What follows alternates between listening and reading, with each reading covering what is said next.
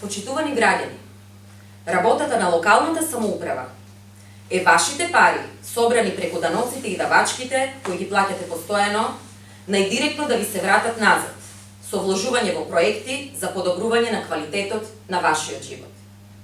Ке се сложите дека нема поважно прашање од животот на луѓето. Истражувањата покажуваат дека загадениот воздух предизвикува редица заболувања, како респираторни, срцеви, невролошки, листата е долга.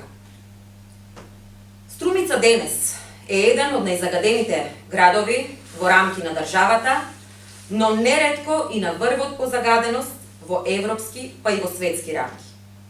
Обкружени сме со постојани чадови во сите нијанси од бело до црно.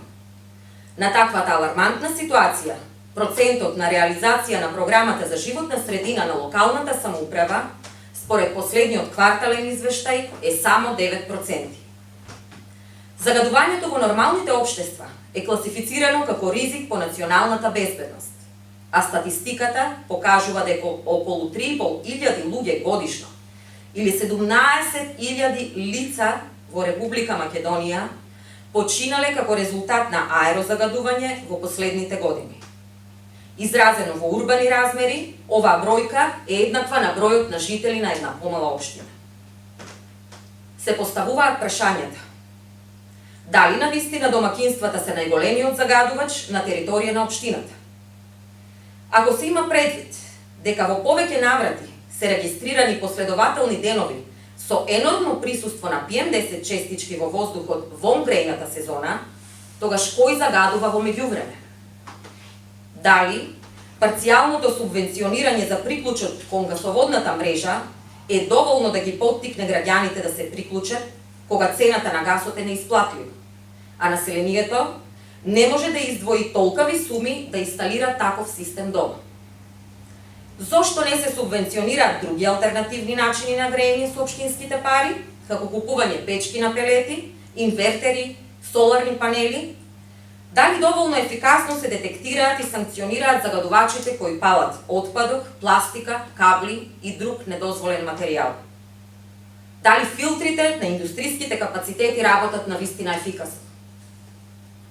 Почитувани граѓани, сериозните анализи покажуваат дека борбата со загадување не се решава парцијално и не е проблем што е присутен само во грејната сезона.